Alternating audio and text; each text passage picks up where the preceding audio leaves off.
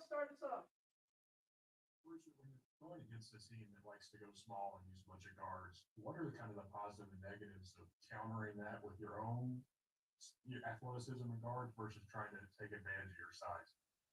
I think you always do what you do best.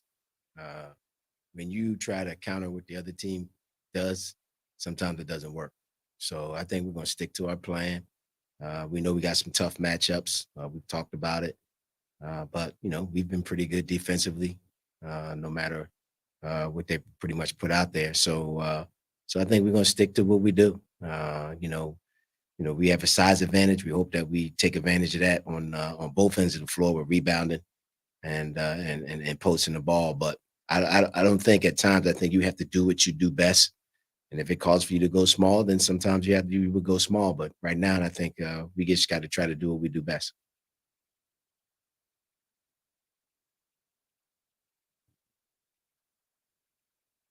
John, you have another one? Sure. Bruiser, obviously, there's been a lot of talk recently about Ty's improvements and just how maybe quiet he is out there at times. In your experience, just how rare is that, especially for a young guy, to be able to be that efficient? Well, one thing about Ty is just a really good basketball player. I think that's the thing about the efficiency comes in. He's a really good basketball player. He knows what he's doing. He doesn't rush himself. He's very patient out there. A lot of times with you ask for especially young kids, they try to do things that they can't, but he doesn't do that. I think that's the thing that makes him really special. And when you watch him, he's not going to necessarily jump over top of you or do some super athletic play. He just does what he needs to be efficient out there. So he's very patient for a freshman. A lot of freshmen try to rush it, but for him, I think his biggest thing is he knows what he does well, and he's very patient when he's doing it. Gary Graves, go ahead. Coach, what have you seen lately from Davion that has really helped his game as opposed to last year? And I guess what kind of versatility has that provided for the backcourt? I just think early he just didn't hit shots. Davion always gives you unbelievable effort on defense, unbelievable hustle. He's a really good rebounder from the guard position.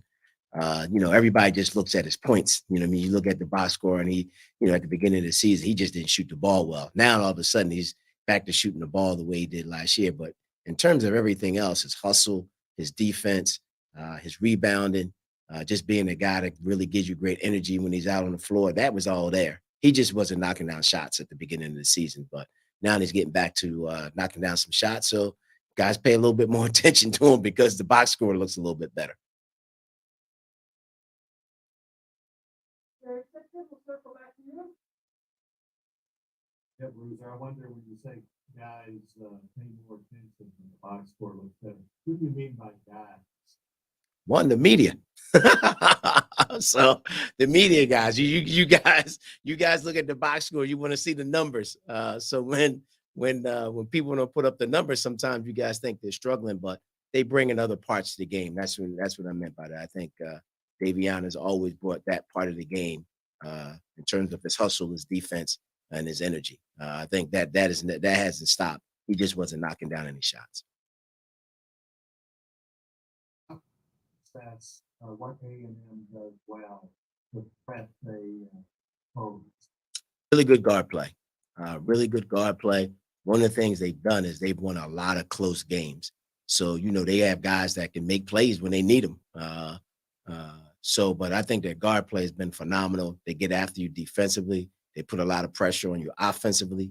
So it's one of the better, more balanced teams in the league from watching them on film. So it's gonna be tough down there. It's a reason why they're 5-0. They went on the road and won a couple tough games, and they've won some good games at home. So this gonna be a challenge. John Hale, go ahead. Richard, we talk all the time about trap games when you've got a really high matchup coming up on the weekend. You're coming off a really good performance. How important is it that you have these veterans to kind of avoid that? Is that easier when you have an older team? You don't have a trap game when the team you're playing is 5-0 and they're in first place in the league. I don't call that a trap game. If you better come ready to play or you're going to lose because They beating everybody in the conference. So I don't even look at it. We don't even talk about it being a trap game because we're not worrying about our next game after this, Auburn. And we got to handle our business. This team's in first place in the SEC. So you better be ready. You're going to a place where they're in first place in your league. So if you think that's a trap game, then you're crazy. So we don't approach it that way. We have never talked about it. We know A&M is playing really well right now, and we better be ready. Gabriel, come to you. Good morning. John Calipari has said repeatedly, he said, I'm having a ball coaching this team. You've known him for a long time. Can you see that? Can you tell he's having a ball? And if so, what did you notice? Yes, I mean, it's just, we have really, really good kids. We have great chemistry. You get along together. As a coach, you can't ask more than that. For guys who come every day, they do what you ask them to do, both on and off the floor. I mean, it's just easy, you know what I mean? Coming in and being ready. Believe me, I've had teams myself where, man, you dreaded coming in the gym sometimes. And I've had some teams that you couldn't wait. One of my favorite teams I told them when the season was over at the team banquet, I almost cried when the season was over because you just enjoyed being around them. And I think Cal has one of those groups. You just enjoy being around the guys. Forget about the basketball stuff. I just think we got great kids who come every day, and we have great relations with them. I think this is just one of those teams that does that. Well, and other than the extra pass, you mentioned the chemistry. Other than an extra pass on the floor, what do you see in a team that has good chemistry? How does that manifest itself? I think one of the things the team had good chemistry. They can get on each other. I think that's a big part of it. Guys don't put on an assignment. The coach doesn't have to coach. They get on each other. And I think this team definitely does that. When they see someone make a mistake, they get on them, or they pump them up if they see it. They put their heads down. I think that's one of the biggest things. That's where chemistry is really, really good, and guys don't get upset at it. In the new generation, that's a little harder. But this group right here, they understand. They're looking at the big picture, and they know that, hey, this is for us to have success. And I think that's really big. Guys not afraid to get on each other. Guys not afraid to take the criticism. Guys not afraid to give out praise too. I think that's one of the big things with chemistry. Steve Farmer, we'll come to you next. Along those lines, I was curious, what do you see from Oscar besides the rebounding? And maybe that means off the court and in his leadership. He's a great kid. And he's very into his faith, and he lets you know it. He's one of those guys that talks about it when we're here as a group. And I commend him for that. And he's just a kid that comes in. I think he wanted to show everybody I could do a little bit more than I did at West Virginia. I think he's, I will say, I've been surprised with some of the things he's been able to do. But off the court, he's been great. Like I said, he's a very faithful kid. So he expresses that to everybody, as you see on his Twitter and those things of that nature. He talks about the team. I know he and a couple of players have talked about faith and got together, and they said Oscar's definitely opened up their eyes about those types of things. So that's the type of thing that you don't see on the floor that people appreciate being around him. And you kind of brought up how he's engaging with the fans, because he does that a lot on Twitter, which is different than a lot of players, the way he reacts to some of their tweets and things. Well, Oscar's a little bit of a showman, as you can see. So he has an understanding of it. He has some good things. The one that got me was the one he sent out about Miss USA.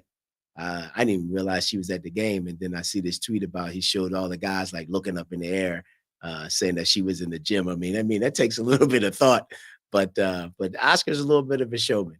He makes you laugh. He says some funny things, but he understands it a little bit. Gary Tipton, go ahead. Yeah, Bruce, I wanted you to mention that, some guys are willing to tell another teammate, hey, get it together or whatever the advice would be? Who are some of the guys that kind of take on that role? I mean, Sahvir, Keon, those guys are pretty good. Davion, those guys are the older guys that have been involved with it a little bit. Though, Keon and Davion they've played here. Sahvir as the point guard, you want your point guard to be that way. You want him to be the coach on the floor. You want him to be a little bit of a general. So I think those guys do a really good job of leadership and making sure we're doing what we're supposed to do and showing up to prepare to get ready for games. And you mentioned the media being maybe a little too interested in points in the box score. Back in your playing days, how much did you focus on scoring? Everybody focuses on scoring. I mean, that goes without a doubt. I tell all my buddies' kids, I say, you want to get in the paper? Shoot the ball. That's what I say to them. When I sit down and talk to my guys who got kids now, they say, man, I want you to sit down and talk to my son. Yo, man, you want to get in there? Put the ball in the basket. That gets their attention. It always has, and it always will. Chief Farmer, we'll circle back to you. I'm just curious, the kind of interactions you may have had with Joby Hall or anything that you remember about him from past days, if there was any. I didn't really we went a few times with Cal to see him in the nursing home. But I remember Gene Banks was from Philly. He was from my neighborhood. And I remember the Duke, Kentucky championship game because, I followed Duke because of Gene Banks. And that was the first time I really saw Goose Gibbons. So now I want to see him almost every day.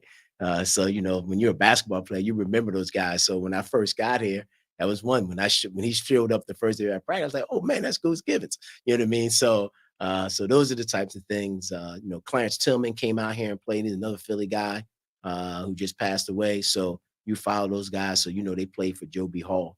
And one of the things that really made it interesting, I go back a little ways and some of the guys I didn't realize that were from Kentucky that was on those teams like Dirk Menafield and Melvin Turpin. I thought those guys I didn't realize that not only from Kentucky, they were like right from here.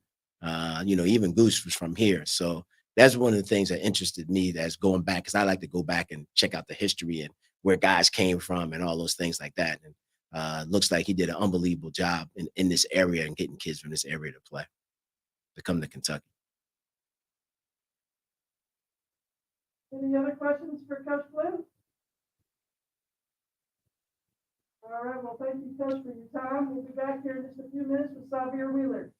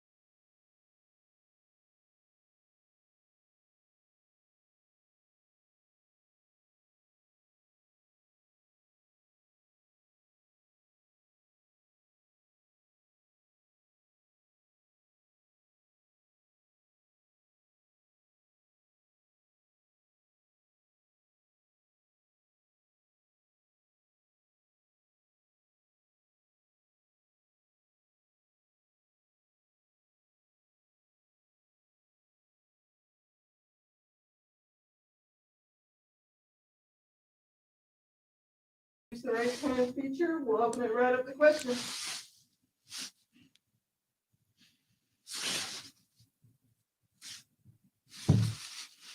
John Howe, go ahead. So here, after you all played so well Saturday, what's the next step for this team? What do you think you all can do to build on that performance? I just think staying confident, knowing what we did well, why we played so well, knowing those reasons and building off of that. I think we just take it one game at a time, trying to figure out how do we win each game. And with that, if we keep winning, keep building great habits, we're gonna keep getting better as a team. Eric Gregg, come to you. What do you like about the backcourt's depth right now with Davion coming on as a scorer, your return and you're shooting the ball more, how diverse do you feel like this backcourt is now, and how do you feel like that helps you all going forward? I think the biggest thing is that, like I said, we're all playing confident. We're spending extra time in the gym. We're trusting our training. And we're veteran. We have a veteran backcourt outside Ty, but Ty is as mature as he gets. He plays the game at his own pace, and he's playing confident. But with us three, as Kellen, Davion, and myself, we kind of know what to expect in and out. We don't really force anything. We know if it's our turn that we're gonna be aggressive. But we also keep each other motivated, knowing, hey man, go out there and play confident, like be you, do what you do. And we're playing unselfish. When you got guys who are playing unselfish and willing to play for each other, it's harder just focusing on one player. And that's what's kind of like allowing for multiple people to have really big games at the same time. Gabriel, come to you. Yeah, Sahvir, what was it like for you to have to sit, number one, because I'm sure you haven't sat that long in a while, and number two, what did you learn that may have helped you when you step back on the court, just as an observer? Um, I don't really think I learned anything per se, but it was great to see how much confidence that those guys were playing with. We were playing loose, playing off, Ty, Oscar, Kellen, Keon, Davion, their success, even Jacob had a pretty good game at LSU. Guys are on a high. Guys are playing confident. They're playing for each other. They're playing loose. And when I came back, I didn't want to interrupt that at all since guys were in a rhythm. I just came back, um, making sure everybody's good, keeping everybody happy, moving the ball, being unselfish. And when I had my opportunities, I took them. But we're playing really well right now, and I'm here so we can kind of stay on that. I'm keeping these guys motivated, keeping them loose, keeping them, focused on that main goal. Like, hey, we're not done. Just because we want to gain this and it's not over, we have higher expectations of winning the whole thing. So, keeping us focused on that and keeping it or taking it game by game.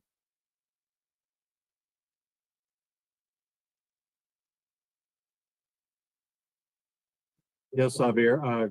Coach Flint was telling us a moment ago that players are kind of coaching themselves to a degree, and he mentioned you by name. I'm wondering, what are the do's and don'ts of, instructing a teammate, if that's the right word, or dealing with an opponent, a teammate, trying to make him better? Yeah, for every player, every person is different. Not everyone responds to criticism or constructive feedback or even praise the same. You got to know what gets different people going, and I think that's the biggest thing. I think the biggest thing that's helped me is the fact that I'm the oldest of 6 kids my parents had. So I kind of had a lot of practice growing up trying to get these guys to, hey, don't tell me if I, took the last bit of juice, don't tell dad, or hey, come on, get up, let's go work out. This can be really good for you. So having, 15, to 17 plus years of that, just at home every day has helped me to be able to come to college or wherever set I am and kind of, get people to buy into like a common goal or even, be able to hold people accountable without them taking it the wrong way, knowing that I have the best interest for them. And just as a follow, what sort of things do you look for to tell you, what the instruction or the help you're trying to provide, how it's being received? I mean, is it smiles, frowns, cussing? What sort of things is it? I mean, most of the time I do it with a smile. I mean, most of the time I start off with, "Hey, you're doing this right, but here you can do this to make sure, or watch out for this because you're doing everything else right. Just add this to it." Um, but for if I'm motivating someone, usually I go with, "Hey, man, you're the best player on the court right now. Keep going, keep running. Um, man, you're doing some great stuff. Like I'm coming back to you." So that kind of stuff is just the basic stuff that you don't have to say a lot, but it goes a long way knowing that it kind of register to a player like, hey, he cares for me. He sees what I'm doing. So I'm gonna keep going hard for him and for the team. Farmer, we'll go to you next. I know you're supposed to take them one game at a time and they're not supposed to have any more importance, but for you to go back so close to home to maybe a program that you've seen, what does that mean to you when you get a chance to do that?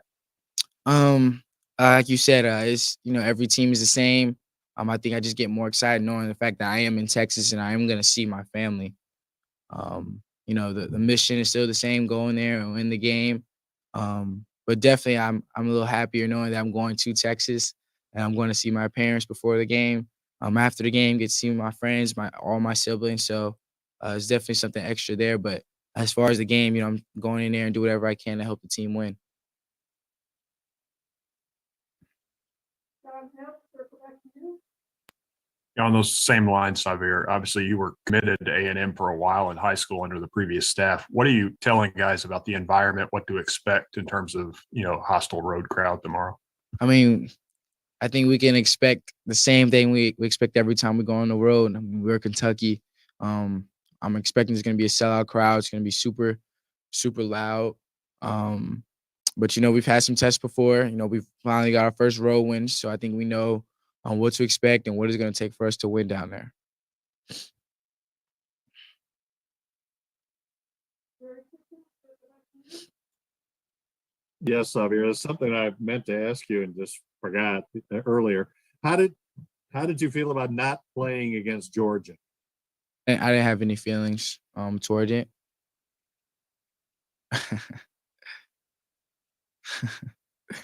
Gary Gray, go ahead.